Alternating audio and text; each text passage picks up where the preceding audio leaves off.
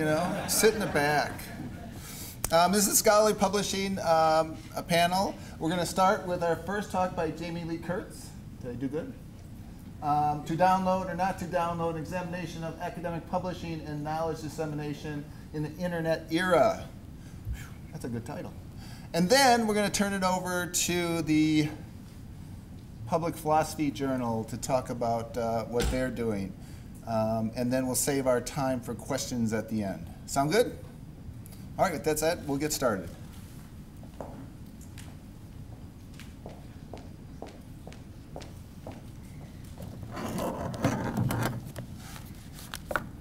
Okay, need to make this a little shorter. Just a little bit short. There we go. It's okay. Okay, so just as a bit of a preface, I wanted to mention something that Hart-Davidson said this morning, which is that the argument for digital publishing is not necessarily new, in that we have been talking about it for a while, and that the MLA has been working on this for 10 years on digital guidelines for evaluation of digital work.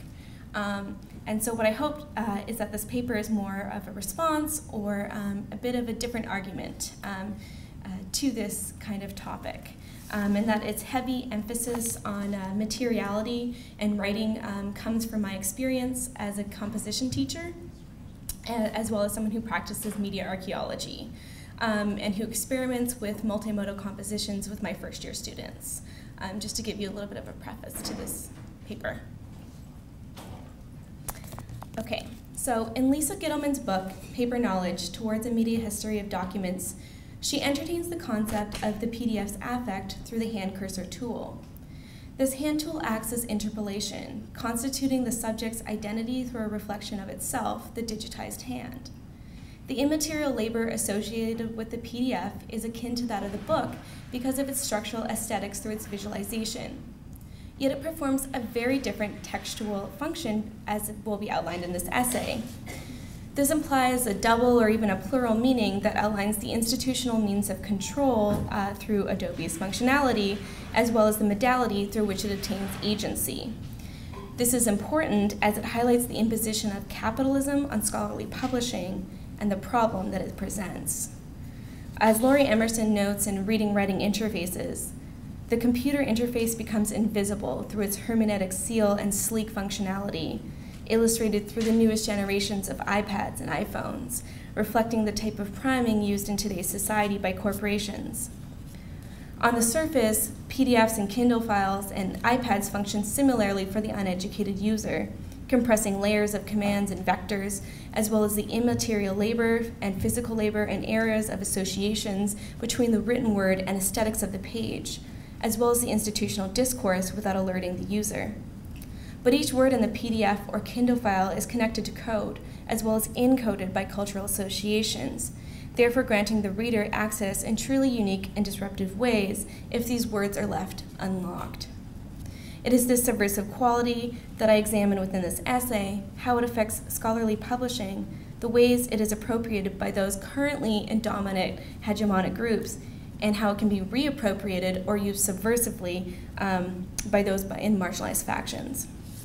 So this quality in PDFs and digital humanities publishing is illustrated through a material focus on the paratextual elements of various published works, examining features like file format extension, image quality, and nonlinear database function. By understanding the style of PDFs and digital humanities work, I believe alternative forms of publishing, which to some extent already exist, will shift credibility and encourage a dialogue about educational standards. So much of this debate is currently centered on open access versus traditional publishing. So in order to access most major publication venues, such as those represented in JSTOR or VESCO, a login is needed. So without a university.edu login, users cannot gain access to documents, which, not so ironically, are downloaded as PDFs. Similarly, Amazon's Kindle files, even if promotionally offered for free, require the users to download the proper software and/or have an Amazon account with a linked credit card to access the cloud, denoting certain levels of socioeconomic status. Part of the process and privilege of reading results from mobility and access, not just through having a computer, but from the socioeconomic means and cultural awareness. Furthermore, institutions pay subscriptions to each journal. Therefore, institutions with less economic mobility and capital often do not have access to certain journals. Harvard University recently decided to cancel subscriptions to journal, as some publishing companies have increased subscription prices by, quote, 145% over the past 6 years, which far exceeds not only the consumer price index, but also the higher education and library price indices, unquote. The council cited that the price increase contrasts the easy production and dissemination of PDFs. Due to the exclusive nature of publishing, many academics are turning to open source publications, such as the one highlighted on the screen behind me. In fact, I'm sure the majority of us here today probably support open access, as it encourages collaboration between authors and emerging scholars, as well as increasing accessibility for communities that cannot afford or receive print journals with editions reaching and receiving manuscripts from around the world. Open access is embedded in strong political and social ideas, but is not necessarily well recognized by institutions, as, quote, analysis shows that citation scores for open access humanities computing journals are very low, and American Ivy League institutions are sparsely represented in humanities computing publications, unquote. The resistance to open access publishing derives from the overall inability to exert control, or rather the inability of the institution to exert ideological control over publications and legal control over long-lasting copyrights, and therefore approaches it with anxiety. Through negating open access journals by assigning journals low-level scores, it reinforces the alterity of digital humanities and open access publishing. It also precludes many others from participating, as young scholars such as myself and my peers are deterred from submitting articles while competing for limited jobs, although Davidson this morning encouraged us to take those risks in order to get those jobs. These open source journals are typically produced in HTML, not PDF format, although some of them do offer PDFs. This is due in part to the material qualities of the PDF, specifically through encryption and portability. While HTML allows for instantaneous modifications and general open access, PDFs may require a password to edit the text or copy parts of it, or even a password just to view the text, and thus it's encrypted with security. So the actions implications are widespread, as it restricts access much more than a paper book, as a person can still physically have this PDF document but not access it. It also encourages subversive actions such as hacking, which act as resistant to hegemonic narratives. So many scanned documents are then encoded, allowing users to interact with them as they would a digitally born document, wherein users can copy, highlight, and edit sections of the text depending upon the permissions. Further, this allows for the privileging of specific locations of text or information, as specific paragraphs and sentences can be locked.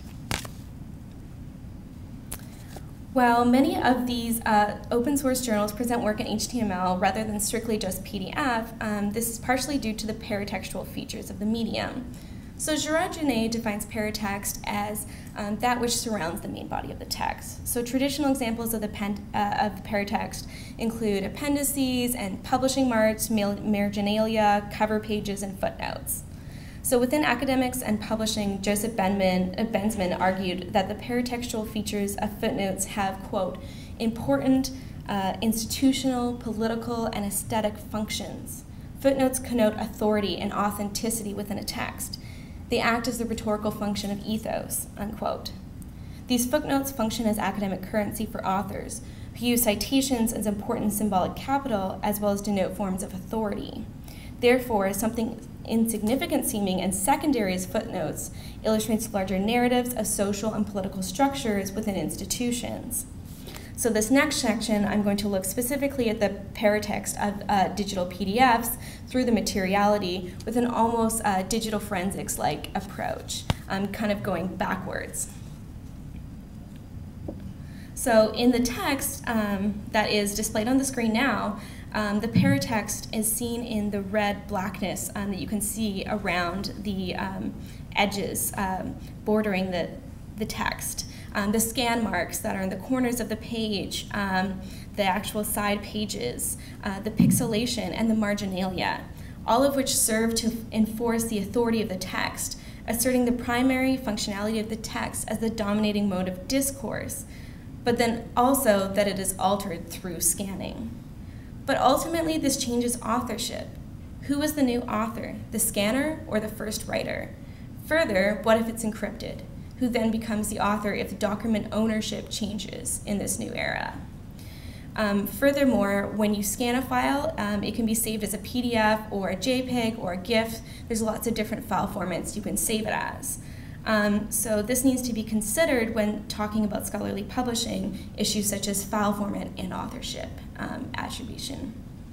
So in configuring a page of a born digital PDF to look like a book or a scanned page of a book, the PDF has other features that mimic real life. So reimagining subversive publishing then requires understanding the physicality in terms of materiality as well as mobility and access. So when we create new forms of publishing online, do we employ similar book-like constructs or do we write for an interactive audience? Further, what types of a cursor connote what levels of authority? What type of page, or even does the construct of page serve our needs? So this is seen in the new sanitization tool. So this is an example PDF that Adobe put out. So the purpose of this is to find and delete sensitive information you can't see, including metadata, attachments, and stored form data, which is to remove the writer or reader from the textual production process entirely, and thus kind of the image of the authorly authority. So the author is removed entirely from this and becomes automated. So this process becomes akin to the invisible interfaces of Apple computers, sanitizing the user's experience. So it's not so much sanitizing the text, so much as the process and the user, removing the affect and automizing that which was once done by hand. So if we start to look at Kindle files, and we shift our discussion a little bit, they're examples of pageless publications, or rather outputs that sanitize our experiences while simultaneously hiding the presence of publication manipulation. So for example, when you open a book, one of the first expectations is a publishing logo.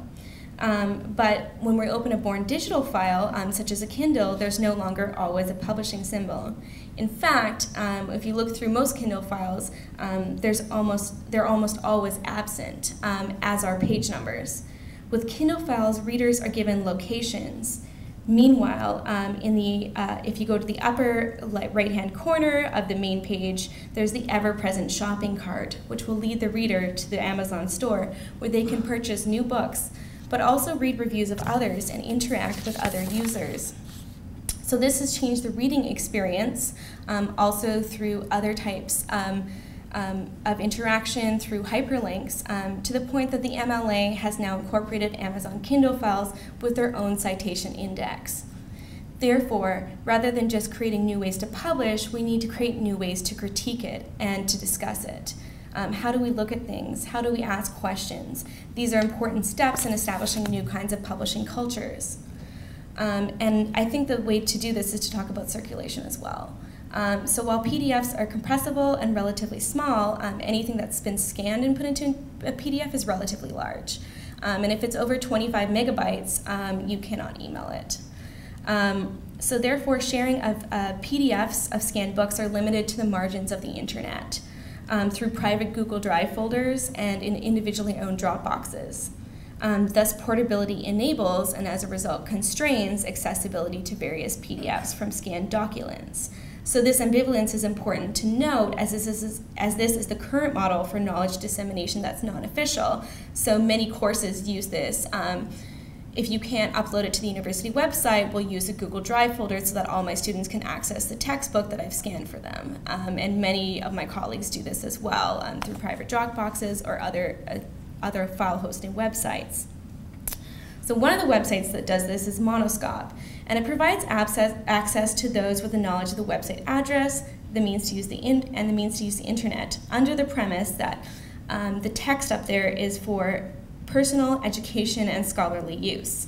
So recently, for example, the unpublished work of Wilhelm Flusser was posted, and it was tweeted and retweeted on Twitter by countless academics, and thus disseminated the text to a much larger audience. Therefore, it is through the hyperlinks on Twitter, e.g. the secondary paratextuality, that accessibility is granted and perpetuated. Subsequently, illegal copies, or subversive legal copies in this case, of scanned documents as PDFs provide a site of resistance to subcultures, particularly those with less social mobility and marginalized communities that would otherwise had to pay $50+ for this text. So social media and Google Drive act as secondary paratextual features that enable publications to circulate, which is due in part to the portability of PDFs. Therefore, in rethinking scholarly publishing, new forms of materiality, whether publishing bylines that include Twitter feeds or drives which serve as databases for active manuscript deposits, which are then open to the public, are important to consider.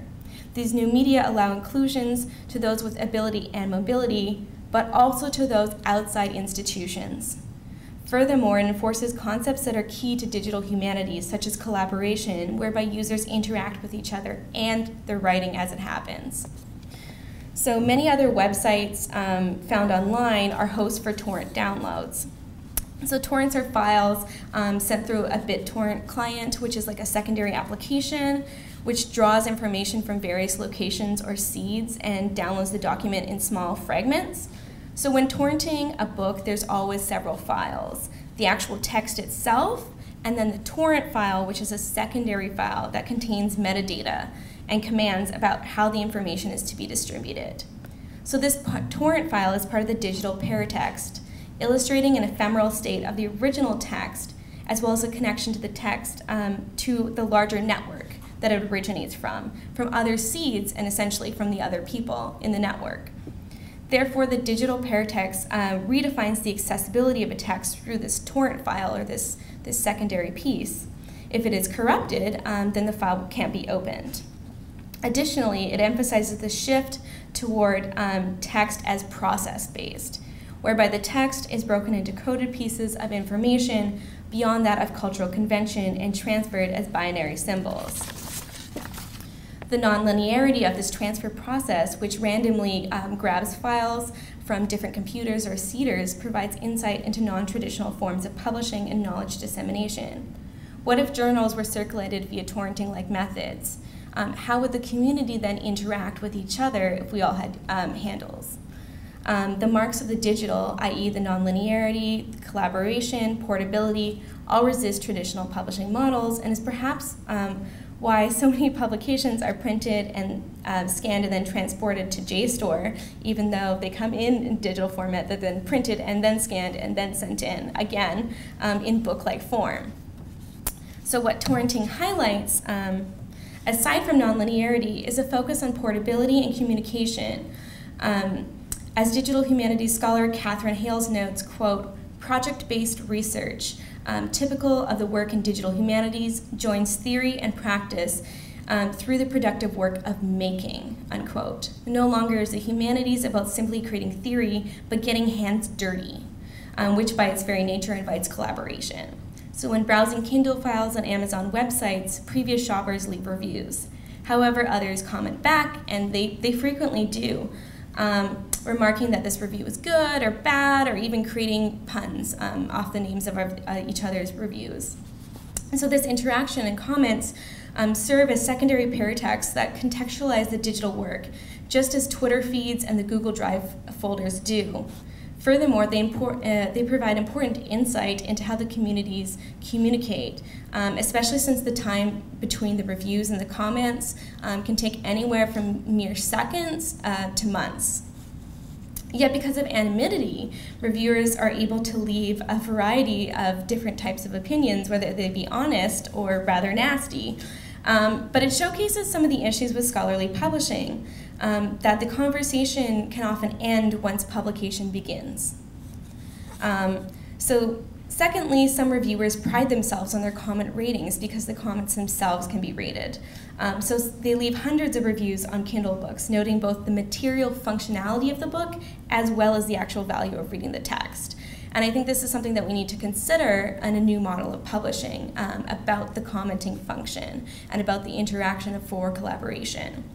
Therefore, the materiality and the secondary paratextuality become defining factors in whether a text succeeds in the opinion of the reviewers. So in the digital humanities, many of the collaboratory projects have resulted in non-scholarly publications, subverting normative expectations of institutions. Co-authored websites, art exhibits, interpretive conference presentations all reflect the type of work digital humanities attempts to create, and I'm sure most of us are very excited about it. This resilience to conforming traditional institutional publishing and collaborations highlights the strengths and weaknesses of the discipline, and why we are so primed to approach this topic of innovative publishing. Therefore, in order to reimagine scholarly publishing, shifts need to occur in the context of collaboration, scale, curation, structural database design, naming, and accessibility that derive from practical features deep in the materiality, such as hyperlinks, multiple authors listed, and nonlinear databases. Furthermore, materiality and secondary paratextuality of Twitter feeds and commentary sections offer locations for secondary publishing material, legitimate sites of ethnographic study, and a reflection for community interaction to model and integrate into publishing features. Thank you.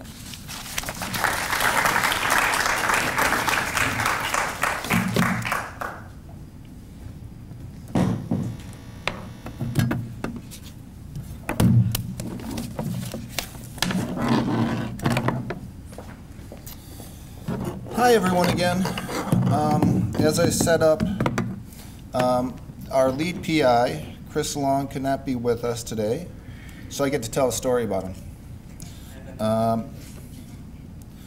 Back in 2011 at HASTAC 2011 at U of M, he asked me to take a picture of him. It was the first time I ever met him, so I thought it was a little strange.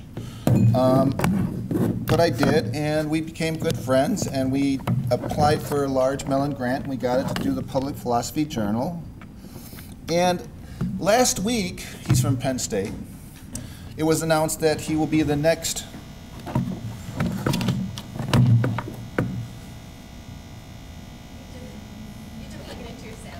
Oh, yeah, plug that sound in. I'll explain that part in a minute. So where was I? Last week he was announced that he's going to be the new dean at Michigan State for the College of Arts and Letters. So there's a cautionary tale here. While you're at Haystack, be careful about who you talk to. They may be your next boss. The second thing that we learned in doing the Public Philosophy Journal, good digital humanities practice for good project management, is that when you get a big project like this, get people who can actually do the project. So after I kind of introduce a general idea about this project, we'll have lightning talks by the people who are actually doing the project and doing an excellent job. Mark Fisher will talk about public philosophy itself. There's actually public philosophy. Philosophers get out into the public and talk to real people. They don't just stay in the academy, right? Ethan Watrall is going to talk about the user experience design of the software that we're actually putting together. And then we're going to finish with Bill Hart-Davidson, who's going to talk about, is it possible with an algorithm to create something that will make academics collegial, right? Well, he's going to try. So anyways, I don't have to talk about the fact that scholarly publishing is in a problematic state, and I'm not going to spend a lot of time on it. And what we need to do is kind of offer alternative ways for us to think about publishing. And the other thing that I think is really important about digital humanities, I think the central important thing, is that it engages with the public, right? And that's the heart of the Public Philosophy Journal. We not only want it to be open access, we want to have open peer review, we want to make it online, but we want to really engage the larger public out there in philosophical discussions on things like food ethics, environmental ethics, and a whole host of other things. Great quote from Clay Shirky. We've gone from an age of scarcity of information to a capacity of where we just have too much crap out there. right? There's just lots and lots of stuff. And the idea here is rather than just kind of always begin from the beginning, we can go out there and curate, bring stuff together, find those blog posts, and pull them up and then make them part of what we do. So we kind of sat down together and we came up, this is my whiteboard in my office, how we're going to do this project. And we basically came up with kind of 4 module areas that we thought were important to the journal. One, we wanted to be able to, oh, shoot. Did I had a blank slide in there. Anyways, as I said, one, we wanted to be able to pull in lots of stuff from the web. We wanted to be able to curate it. We wanted to be able to bring it together. We wanted to let people kind of look at it, say, is this valuable? Can we make it better? Does this actually add to the debate? We also wanted to have open peer review, right? We wanted to kind of go from that notion, because peer review is really broken. And it's broken badly in many ways. The whole idea of anonymous review, right? How long does it take you to figure out who the reviewer was in the digital age? Right? Not very long. Anyways, what we wanted to do is really not only, if we're going to have an open access journal that's going to engage the public, then we have to allow the public to become part of that whole process. So we have a whole process for doing the peer review.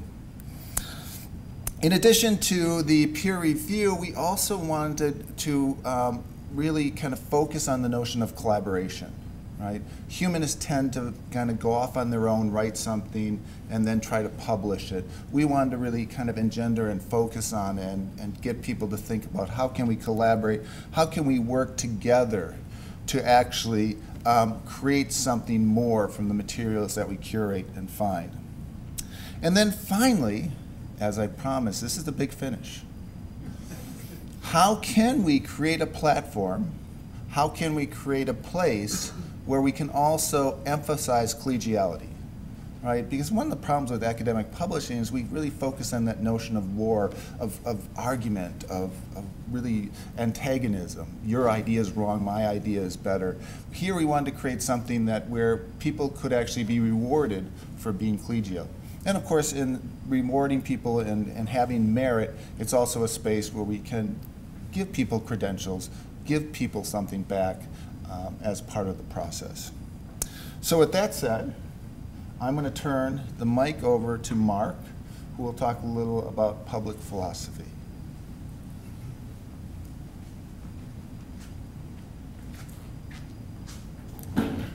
Thanks, Dean. I figured that in a context like this one, it would make sense to say a few words about what public philosophy is, what sort of orientation towards this phrase that some of you may or may not be familiar with we're taking with respect to this project. And so the basic thing that I want to do is just identify, this is becoming sort of a term of art within the discipline of philosophy. But for me and for Chris and for others who are thinking about philosophy in ways that are not limited to the particular ways that it's currently fashioned within the academy, we're thinking that there are ways in which the conception that we're working on both it potentially moves the discipline in directions that even our professional organizations have acknowledged that we need to be concentrating on moving it in, but also at the same time remains true to some of the ideals concerning what philosophy is or what philosophy can be that go back to ancient Greece. As I said, public philosophy is becoming something of a term of art within the discipline, and there are sort of two general strands. There's a whole range of different kinds of activities that one could sort of arrange around two different poles or two different strands of what people generally tend to mean when they talk about public philosophy. And we're conceiving of the journal as a sort of a way of marrying these two strands, or of testing a certain kind of hypothesis about the relation between them. And so I'll say just a couple of words about what each of these strands is and sort of how it is a representation of a particular kind of rhetorical stance towards philosophy as it's done in the academy. And then say just a few words about how Chris Long and I have been thinking about the project here as a way of combining both of these strands, but also the project itself putting into practice some of the convictions that Chris and I have about the kinds of energies and kinds of interests that we've seen amongst our colleagues who are most invested in this area of philosophy, public philosophy. So the two main strands, if you think about the sort of two poles around which various activities have kind of coalesced, the first is public philosophy as sort of public-oriented philosophy. That is, the rhetorical stance is, as I'm sure we're all familiar with this trope about philosophers who are off in their dens, or who are staring up at the skies and need help to make sure they don't fall in wells, those kinds of things. It's an ancient trope, and it's just as bantered about today, and potentially just as true today as it was in Socrates' time. That there's a perception of philosophy as being heavily oriented towards theory, of inhabiting a space that it is privileged in a sense in not having to be concerned with practice or application. And of course, like all tropes concerning some area of study, there are grains of truth, but there are also unfortunate oversimplifications that come along with accepting that that's really what philosophers do, or that's really what drives someone to engage in philosophy. So the publicly oriented approach is one that is consistently oriented itself and consciously orients itself towards public issues, issues that are of general public concern, issues that you don't have to be a philosopher to recognize as issues. Right? There are a whole lot of, how many of us really thought that there was a mind-body problem before we took that first philosophy course? Right? If you're solving the mind-body problem, you're probably engaged in a kind of theoretical academic discourse. If you're concerned about ethics of food production and consumption, right, you don't have to be a philosopher to recognize that there's a challenge or that there are problems involved there. But at least the hypothesis is that philosophers, people who are trained to think philosophically and to engage in philosophical discussion, can bring things to bear in those discussions when they have those discussions with people who are trained in other ways and who are oriented towards other aspects of the problems. So that kind of philosophers who are willing to engage with people with other backgrounds, people in other disciplines around issues of common public concern, and orient themselves towards possibilities for action within the public sphere. And that's one sort of core conception of what people are doing when they talk about doing public philosophy, that publicly oriented philosophical work. Now another is we could say that it's instead of publicly oriented philosophy, it's doing philosophy in public, right? That is, engaging in philosophical discourse in ways, doing this publicly in ways that engage audiences that are composed of people who don't necessarily identify themselves as philosophers, right? So Chris sometimes talks about this as doing philosophy out loud, right? And so his use of Twitter, his desire to have books that are published in print also be published in electronic formats that open up possibilities for conversations with philosophers and non-philosophers alike are part of this ethos of doing philosophy in public. And it's Chris engages in what are some fairly standard, straightforward historical scholarship in philosophy. So he's not primarily focused in this work, at least on issues that are of public concern, but he does think that there's an importance to doing the work in ways that are publicly accessible, doing the work out loud, so to speak, and inviting others either to watch, right, or to become involved. And so each of these strands of public philosophy involves kind of a different rhetorical stance towards the academic discipline as it currently exists. And the first one stresses practice over theory, or at least stresses the connectedness between practice and theory against the idea that philosophers just sort of hold themselves up and engage in theory for theory's sake. Whereas the other one has less to do with theory and practice and more to do with exclusivity versus inclusivity, right? And publishing practices, practices that are involved in who's invited to the discussion, right? And who the discussion is shared with, et cetera. The focus there is more on exclusivity versus inclusivity, and The basic idea, or one of the sort of the driving ideas between the Public Philosophy Journal, is testing a sort of hypothesis concerning these two different strands of public philosophy, namely, and this is the way that I am formulating it right now, it could change, namely that the most promising way of making sure that philosophical discourses are appropriately oriented towards, grounded in, responsive to, etc., issues of public concern, will involve holding these discussions not only in public, but also in ways that are capable of engaging people who don't identify themselves with the academic discipline we all know, and at least there's probably some section of us who both love and hate as philosophy, right? So Chris and I know perhaps at least a few others in the audience here probably have a love-hate relationship to the discipline, whereas others might just have a hate relationship to the discipline. We think that we can be lovable.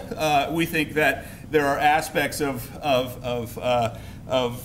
philosophy. We, in large measure, accept that the discipline is fashioned in a certain way, that we understand the criticisms that are often rightly lodged against it. But we also, from the inside, recognize that those are aimed at particular conceptions of philosophy that aren't the only, or in all cases, the most important or the most potentially productive ways of thinking about philosophy. And we see this as a particular unique point in time where we have opportunities to design, especially when we get involved with people who are working in all sorts of contexts to design scholarly and public communications in certain sorts of ways, right? That we can model and support a kind of public philosophical activity that we think is both, in some senses, radical and new, right? And also, in some senses, entirely in keeping with the ethos of the Socratic philosophical practice, as well as the historical mission of public land-grant universities like Penn State and Michigan State. So there's a way in which the motivation here is really to look at ways in which emerging technologies and emerging practices can enable us to do an even better job of continuing to do the things that we think are of value and continue to be of value with respect to the tradition that we, in our own work, have decided to carry on in certain ways. And with that, I'll turn it over to those who can say a little bit more about precisely how we're trying to create these kinds of opportunities for practice.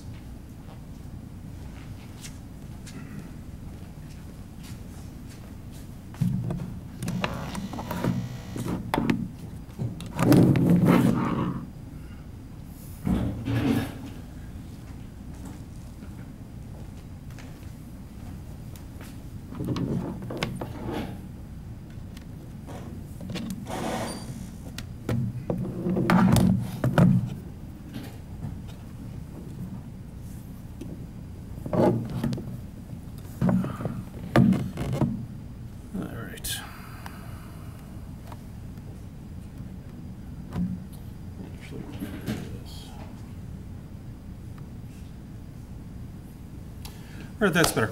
My name is Ethan Watrall, and I want to talk and show a little bit what we've actually been building. Now,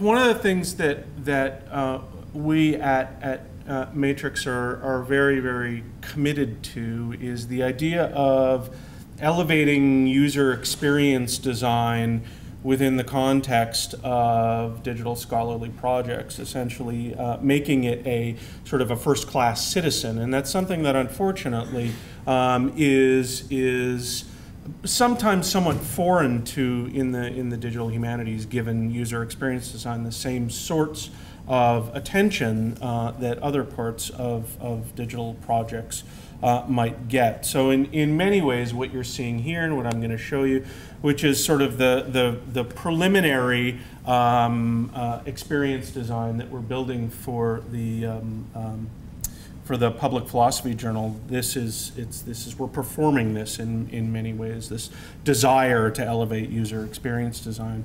And in many ways, we're thinking about this, or at the very least I'm thinking about this, as scholarly experience design, where it's design that is geared towards scholarly practice and scholarly consumption. All right, so what we're looking at here is the visual comps, the non-interactive. These are being built out literally right now for the Public Philosophy Journal. And the Public Philosophy Journal is essentially an ecosystem. It's a variety of tools and platforms, all open source, either existing open source or purpose-built open source, and brought together into an ecosystem that serves many of the things that either Dean or Mark has already talked about. So the Public Philosophy Journal has two primary branches. One, what we're calling the community branch, and one which we're, for lack of a better term, the journal.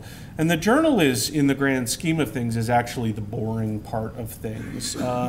It is in many ways our nod to the still existing need to frame scholarship in traditional kinds of ways, and I'll show you that in a second. And it has the sort of trappings of a journal. But then the community side of things, the public side of things, is where the vast majority of the excitement is, the life, the discourse, the discussion, the engagement is happening. And these two things aren't siloed. The journal side of things and the community side of things are inextricably intertwined, and there is a flow between the public side and the journal side. So what you're looking at now is the front page for the actual community side, and that is actually the landing. When you go to the Public Philosophy Journal, this is where you land. We immediately put you into the community side as opposed to the journal side. So we're essentially privileging certain kinds of interactions and privileging a certain kind of statement about scholarship, public philosophy, and public scholarship in general. Now, the sort of the core of the community side of the Public Philosophy Journal is what is referred to as the current. Now, the current essentially is where all the collected works of public philosophy out on the web that has either been purposefully submitted or has been automatically collected, this is where it lives. This is essentially where the curation happens. It is the best of public philosophy at that instance. And there are two ways that you can get stuff into the current. You can essentially manually submit something of your own authoring or of someone else's authoring, or you can have works that's scooped up by a series of web crawlers. The thing that's important to realize is that when stuff is submitted, material that's submitted, so text, video, multimodal, whatever it may be, it's out on the web and it stays out on the web. We are very, very much thinking about pointing in much in the same way that DH Now has done, is pointing and elevating existing scholarship that may be disparate and spread around. The current essentially does that. It collects all of that, focusing on public philosophy writ large, as Mark already talked about, and displays it for the readers, the scholars to consume. So you can see here, you can submit a URL, right? So if there's something existing out there, or you can actually submit original content, and I'm not going to take you into that that sequence there. But each of the pieces in the current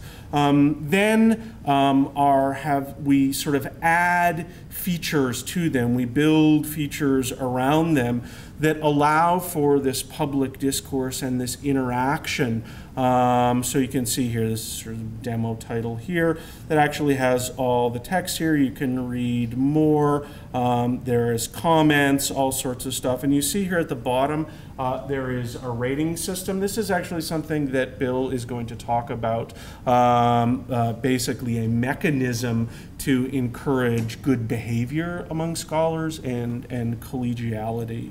So you can see there, that's what essentially what an artifact within the current will look like. You can obviously sort it, add keywords.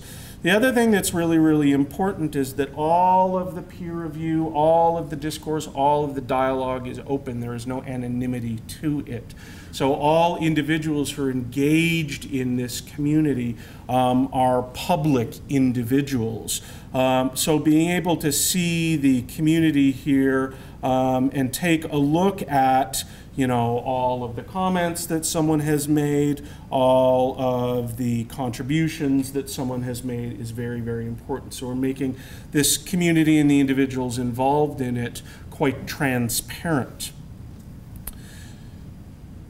So that's essentially the community side of it, sort of the living side of it. I mean, the other thing you may have noticed is all of these sort of vaguely you know, infographics that are associated with individuals. That's our attempt to think about and explore how you display, how you represent someone's collegiality. And quite honestly, that's been one of the biggest challenges of this project. How do you visually display someone's collegiality? How do you visualize their activity within the system? And Bill's going to talk a little bit about the mechanisms by which we are doing that. So that's the current, or that's the public side of the project. And then we go over to the journal side of the project. And so things you submit things to the current and they can live within the current, right? They can also be ingested into the peer review process, and then which essentially is submitting them to the journal. And that sort of arrow on that flow that Dean had up there involves open peer review, collaborative editing, all of which is visible on the community side, and all of the peer review material is open. When an object, an artifact, a text has been gone through the open peer review process and accepted for publication within the journal, this is where it is going to appear. And again, like I said, this gets sort of very, very traditional and very, very boring, with an index with specific kinds of volumes. And we've toyed around with the idea of volumes can emerge and express themselves in lots of different ways. So you can have thematic volumes. You can have volumes that appear when a certain number of articles has been accepted for publication. So a volume may just appear when you hit that number. So there's a variety of different ways that volumes can emerge. But again, it's sort of traditional stuff. And then, of course, an index that will have all of this.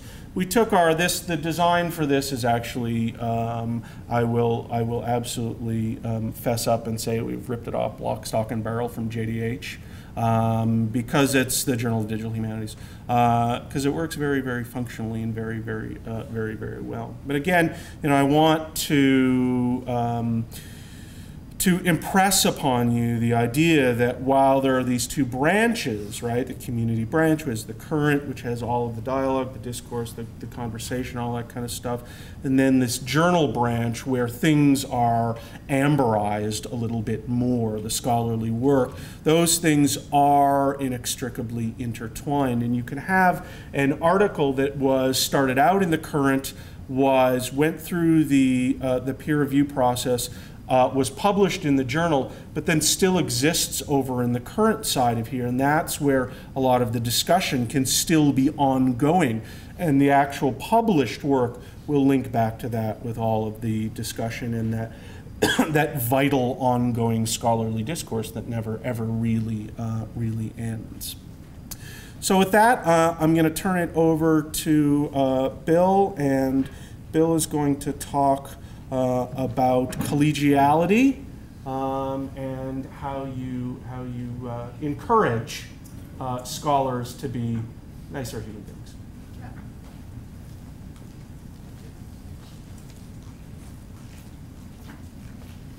Thank you. Here's the good news. I have one slide. You're looking at it. Let me tell you a little bit about my role on the project and why we came to it. We were invited.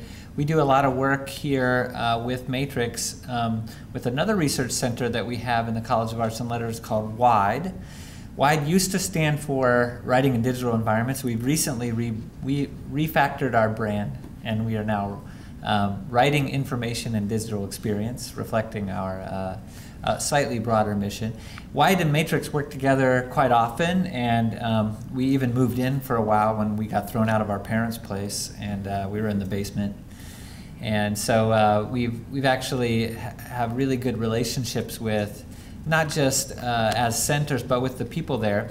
And so we enjoy thinking along the lines of what we each can contribute, as Dean said earlier on. And one of the things that we do at WIDE is think about writing practices as activities, as kinds of human behavior, and for a couple of reasons. One is that they tend to be interwoven into other organizational functions.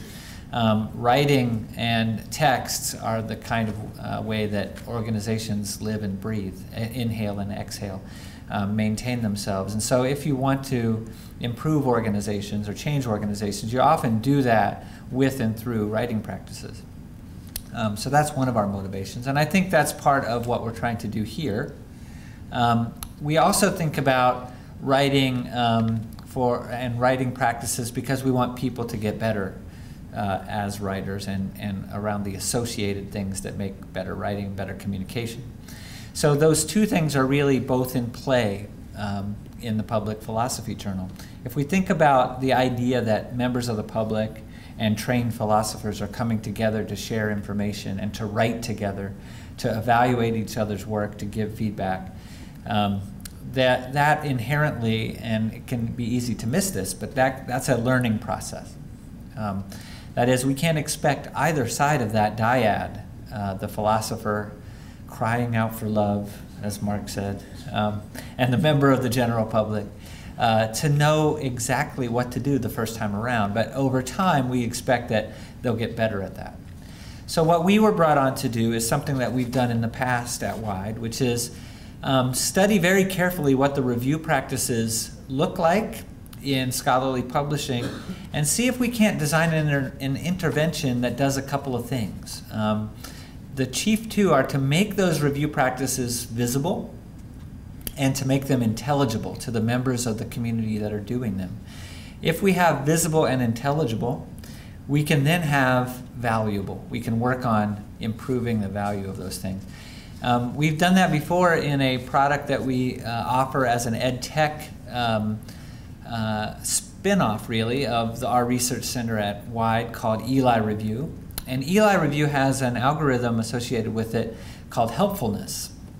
What we do with the helpfulness algorithm is help students understand how they're getting better as reviewers, as peer learners.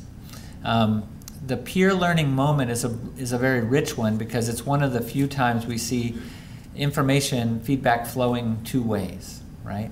And that's true of scholarly writing too. And so what you're seeing on the board here is a picture of what happens behind the scenes at the Public Philosophy Journal. You see two phases of the development process of a piece. So on the left, we see, I'm sorry, you see more than two, but the two that we'll concern ourselves with just a second are in the middle.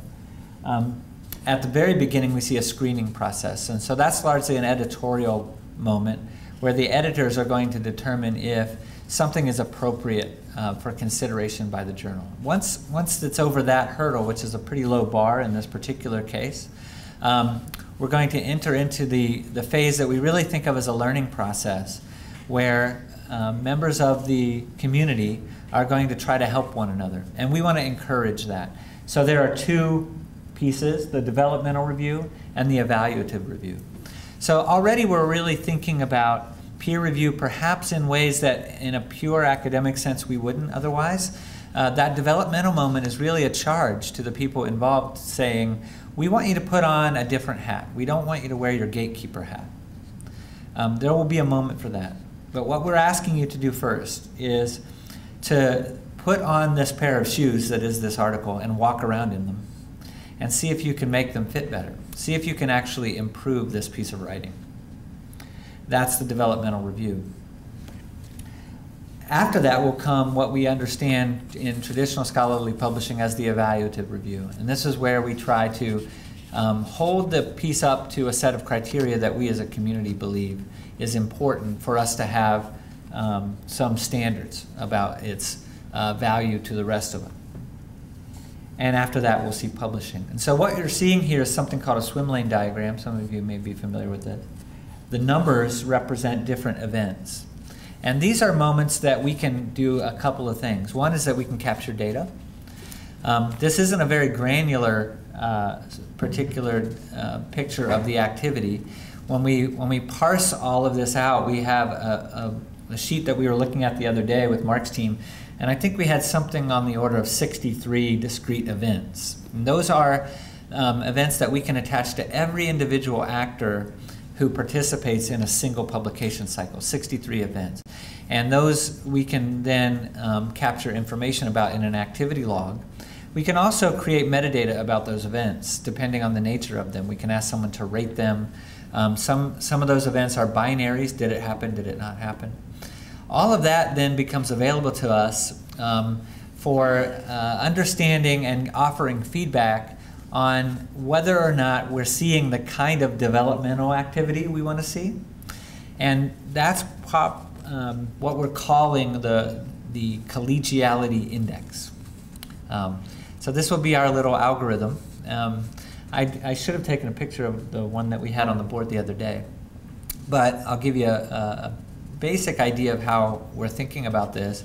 And I tweeted an article just before I sat down today under the talk hashtag if you want to read a little bit more about how this general line of thought works. But what we do is we build a profile for each individual, as I mentioned, that consists of the activity log at a base level. And we can count those events, but we can also count the qualitative and quantitative rating information about those events. And those ratings can come from a variety of sources, but in general, we're going to ask people in an editorial role, our review coordinators. We're going to ask the people receiving feedback. We're going to ask the members of the general public who can see review activity to give feedback on review, so follow me on this one, as well as feedback on the content of the published article. So open peer review means the review process itself is open, and that as a community we're dedicated to trying to help each other get better at it. When that happens, we can meld that stuff together. We weight certain of those actions a little bit more than others, and then we use them in some formulation, as you saw with Ethan's diagrams, to give feedback to the people participating. Maybe it will look like a little green circle. Maybe it'll look like a little yellow circle. We're not sure yet. But that's the mechanism behind our collegiality index. So I'm happy to answer any more questions about that, but I've gone on a little bit long. So we'll wrap up and save some time for Q&A.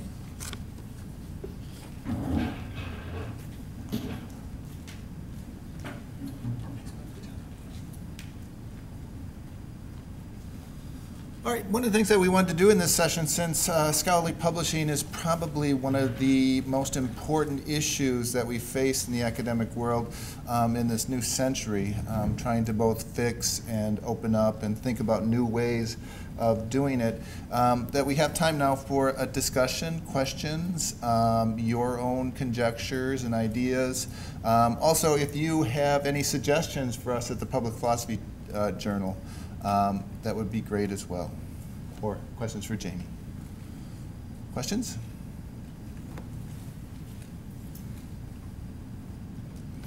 Yes? I have a question for Jamie. I really enjoyed your analysis analysis of PDFs versus HTML. But I'm curious now to step into more of like a practical role, which was being described before. If you had to publish your own ebook, for instance, how would you go about doing that? I mean, would you mark it up yourself in HTML? Would you enter it into some kind of content management site that dynamically creates HTML? Would you design it elegantly as a PDF? Would you do LaTeX? I'm just curious. Yeah, it's okay. I can talk loud enough. That's for the stream. Oh. Okay, perfect. Yeah, it's definitely something I'm considering as I start to work on my dissertation is how am I going to produce this as a dissertation, and then when I turn it into a book, how is this going to come out? What I thought was really great was I saw a recent example by a student at Maryland who just defended her dissertation, and it was, I think her name, Amanda Visconti, yeah, that's it. And she did a really interesting thing where she put it on a web page. And there was links to PDFs, but they were owned by her. And then they explained her process. But then she had the actual work on the web page itself, so you could break down and you could see the different layers of processing. So I guess my answer would be that I would look to find a format in which I could show the different layers, because that's really where you lose.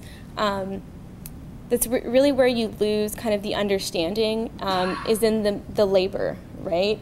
And kind of the understanding of how the technology works is by removing those layers and kind of making that invisible interface where we can just consume and consume and consume. So finding a process by which we can call attention to all those different layers, just like here we're having this open review process, which I think is really interesting because it's calling attention to all the different layers that's happening, all the different levels of interaction, right? So finding a place where we can have all those different levels of interaction and finding some sort of forum where we can really see everything, the process and the different types of labor, whether it be physical labor or immaterial labor that's going into the production process.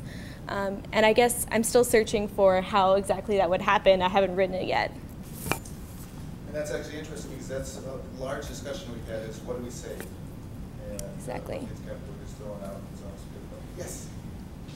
So as most of you know, I'm one of the editors of the Journal of Interactive Technology and Pedagogy, and because of that, I'm dealing with exactly the same questions all of you are at the Public Philosophy Journal. One thing that we've been striving for since the very first issue, we're now in issue 8, 9, just CFP just went out, is the idea of having participants comment. Ours is a WordPress site, so either via comments on the blog or through social media. And recently we just had Lee Scalar-Bissett do her article via Comment Press.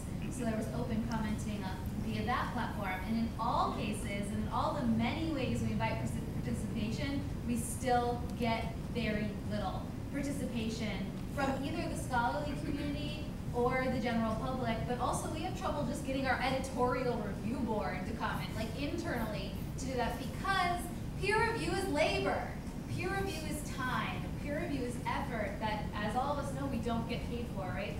And I just wonder if you have any idea about not just color coding avatars, but how to really drive an interest in crowdsourcing peer review and in being collegial in the way of commenting on each other's work.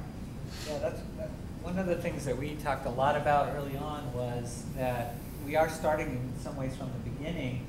I don't think that many people, even who are part of the process of scholarly publishing, think about 63 discrete events around the publication of a single article, and that is without multiple iterations. So just revealing that and allowing people to claim what pieces of that they did. Like when we put this kind of work on our CVs at the end of the year, you know, I listed and I'll say I did 3 reviews or something like that, right? 4 reviews. But there's no detail there. There's no sense that what are we doing that's at all of value, and what's the impact of that work downstream? What we're trying to do here is create an activity trail that would allow us to then say, here is the work that Mark has done, and here is what it led to, right? Here is the value Mark put into the world, not only through his own published scholarship, but through the way he helped other people publish. And I don't know that that will lead down the road to greater participation, but I have a hunch that if we don't do that, we won't ever get better participation. One thing that's interesting that I said from the start is that we at Matrix have a much easier job of building the technology. The more difficult job is getting the philosophers to actually engage. It was difficult enough to get the HASTAC people reviewing the program to send in their reviews. It's always a difficult problem. But I think that there is a sea change and a sea shift with younger scholars in the way in which they see themselves and the way in which they engage digitally that also, I think, may help us down the line. But I think it's going to be a very, very difficult challenge because, as I said, in a sense, our platform is agnostic. We could have any kind of journal use our platform. The public philosophy is one. Another thing we're doing before I go to Bruce, another thing we're doing though is we're also going to host special events. One of the things that we're going to do this summer to launch the journal is Paul Thompson has written a book on food ethics that's meant to be a popular book. He's a philosopher here. And we're going to kind of stage a whole series of events around that, get people to engage in genetically modified food. So we hope to kind of get people excited about those kinds of things. I mean, I'm really interested in the project, and you know, you've talked about this before. You should self-identify. You're a philosopher. I'm a philosopher, yes. And you're not one of the rare breed at Digital Humanities conferences. And what's interesting to me is that, you know, often DH models itself, the kind of paradigm models tend to be things like history, library sciences, things of that nature. And part of the reason for that is that there is a body of material at the front end that can be massaged in various ways using digital tools. So you have documents, artifacts of various sorts, visuality, all of those sorts of things. What strikes me about this is that this focuses, as it were, on the back end largely. In other words, what happens after all that work is done and the production comes out, the publishing comes out, the communication comes out, those sorts of things. I think one of the hard things for philosophers is to figure out what the value added is to the philosophical life itself, and I think some philosophers have not seen what that is yet. Unfortunately, I think there is value added, but it's hard to see because there's not a set of materials that can be worked with. And so, you know, Deleuze and Guattari keep ringing in my mind. One's philosophy. At the beginning, they say, when philosophers hear the word conversation, they run for the hills. You know, because no good has ever come from conversation, they say, which is weird to say because we value dialogue.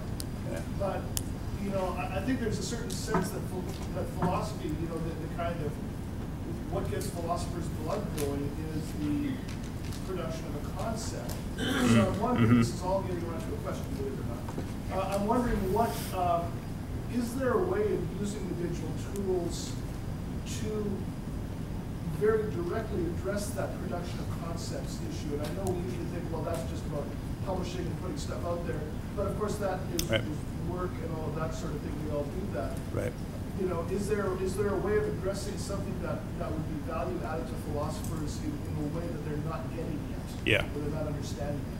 Yeah. No, I think that's all very important. And I think one of the things that we have in our favor is a connection with a group of people who are already doing public philosophy in a certain kind of way, and support from them that when we say, if there were a journal like this, would this be the kind of place that you would be interested in working out these things? And them saying, yes, please.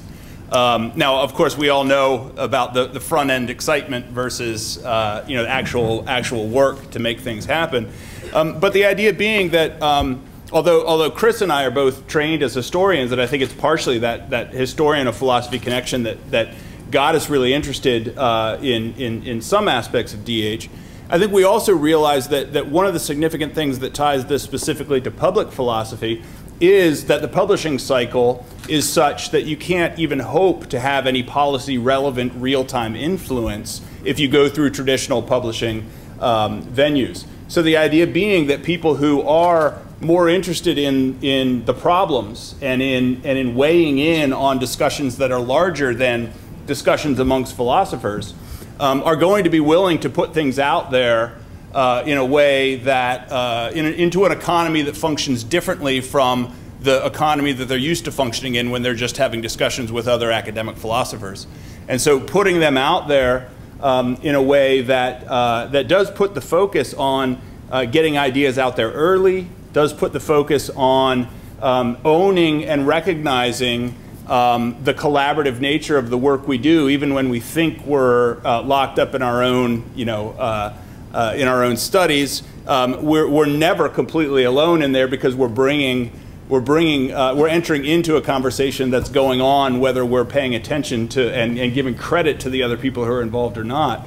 And so the hope is that there's going to be enough of a critical mass of people who are working on interesting projects that are interesting both to sort of a subset of people who are in the discipline of philosophy, right? But they're also interesting to people in other disciplines and interesting to people outside of the academy in such a way that initial buy-in and testing of this kind of discourse and this kind of production, which does reveal certain aspects of the publishing process and does reveal and archive certain parts of how you go from the idea that occurs to you in a seminar, right, to the published piece in the top flight journal. That there are going to be enough different things that potentially add value for each of the different groups or individuals who might be interested in participating. That even though it's not going to be for everybody, and we're not proposing it as the model to replace all other models.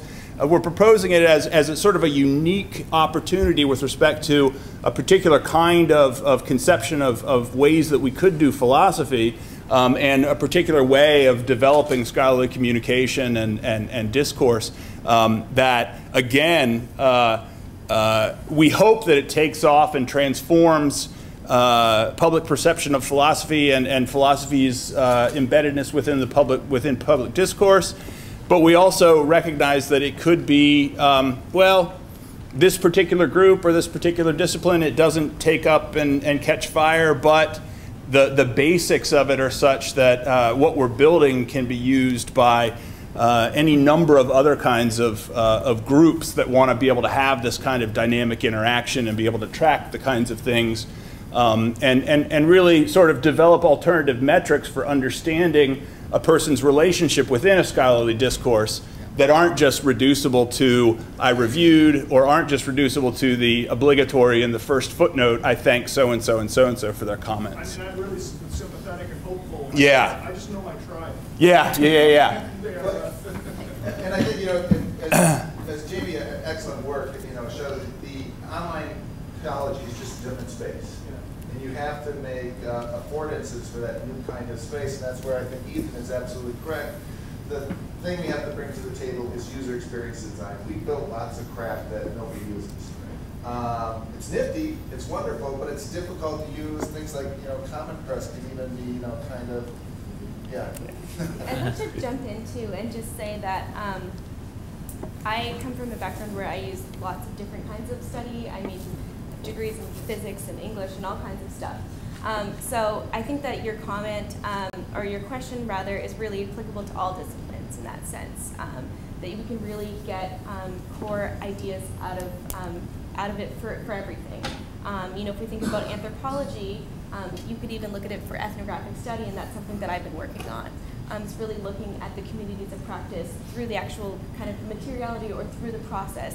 Just a simple tweet or just a simple user review as a way to look for ethnographic data in a field site. So using that as a specific field site itself for ethnographic study in anthropology, or even in physics, looking at networked modes or the physical embodiment of these kind of atomic models and electricity, so we can see how that works on the visualization of the screen, right? So that's another way we can think about it. With identity politics, belonging to a community, so you can see again the connection. So there's so many ways that even just a simple review interaction can produce all these concepts that are connected to larger discussions. So different academic and scholarly communities have different academic cultures, and adhere to different maybe standards. How do you guys envision making sure that different kinds of communities or users or people have a voice in this thing and aren't being shut down, or do you have a set of standards or things like this? Yeah, one of the ways we're thinking about that is reflected here that might be a little bit useful is you can see there's a bit of a separation. The authors and editors and reviewers are familiar. There's another role there called the review coordinator, and one of the things that gives the ability of the editor to do is assign someone a kind of curatorial role around the review process. Review coordinators in the system are really responsible for a couple of key things. One is helping to figure out which criteria ought to apply. In that moment, that's a moment when, as an editor, let's say Dean might hand the keys over to somebody who to run a review that has more disciplinary expertise or has a different orientation based on the topic and the other folks who are participating.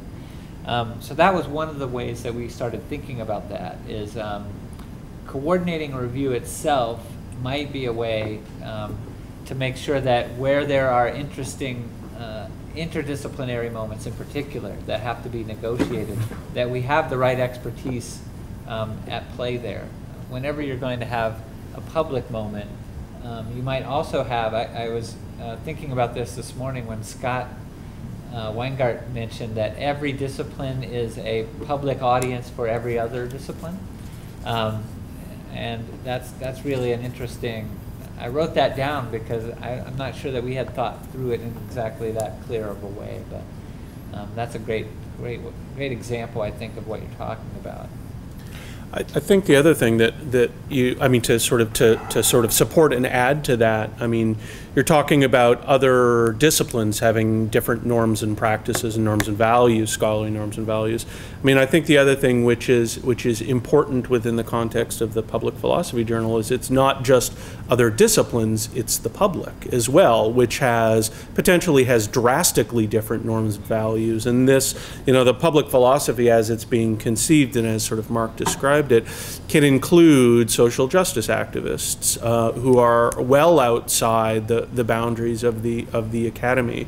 And we've thought long and hard about how do we mitigate that interaction, how do we make this community accepting and open to all of these people who are not just in the academy, but don't live at all in the academy. The other thing you're going to be able to do is just as a simple knock, because we know merit committees and things like that. At the end of the year, you can press a button and download it on letterhead from Penn State. Here's what you did for the journal. Yeah. That you can put into your standard file every year. Because we know, I mean, the biggest problem here is we know we need to make a change. We know we need to have more public engagement in humanities, but we're really entrenched in our old ways of doing things, and I think it's just going to take us, time and labor. I mean, there's been tremendous change just over the last 10 years, and there's going to be tremendous change in the next 10 years, but there's going to be lots of failures along the way.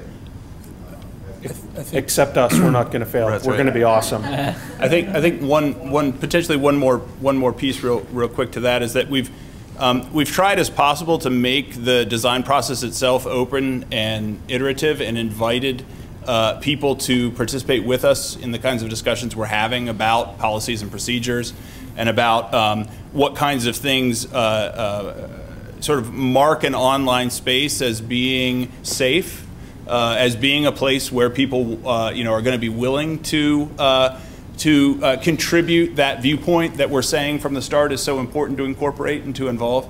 And we're also, sort of upfront about the sort of the normative normative claims that we're making about certain kinds of discourse. And we've developed best policies for public deliberation that's on our developmental site, which people are free to comment on. And so we've tried to do as much as possible to make things as transparent as possible. So anything that could count as a criticism is something that we can look in the face and discuss with those who would level it as such, rather than hiding these things in ways that make it more likely that people are going to have questions that they feel can't be answered about why things turn out the way they do. And we don't expect that that's a perfect response to issues that, of course, as people who have been trained in philosophy but concerned importantly with issues of diversity with respect to philosophical discourse, we're very sensitive to those, and we want to do as much as we can to make it a hospitable environment, and one in which we are not, just as we're not thinking of the review process primarily in terms of gatekeepers, we're not thinking of the editorial sort of role primarily in gatekeepers, but rather as community organizers, community facilitators, and having faith and trust that the community itself will deal with certain things in certain ways. And it may end up that we learn some hard lessons and have to modify things on that basis, but we're doing what we can to do that in an open and reflective kind of way. Any other questions? Well, thank you. But before you go, two things. Go to the next keynote. It's a wonderful opportunity to kind of engage in more public, to Detroit artists. We're doing really cool work. And then don't forget, we got a wonderful reception tonight at the Broad Art Museum. Have you guys seen the new art museum on campus here? It's a wonderful new design building. It also was Lex Luthor's house. Drink ticket. Oh, you get a free drink ticket in your packet. If you don't drink, give you a free ticket to me. Before the keynote, the half hour before, in the Lincoln room, the round room at the end of the thing, is a poster session. Oh yes, we have a poster session, which you'll see features one of my posters, so go see it. Now you didn't let me finish. It was Lex Luthor's house, and what new movie? Batman. Superman versus Batman. Yeah. Superman versus Batman. Who wins? You have to wait for it. No spoilers. Thank you, everyone, and I'll see you during the conference. Remember, don't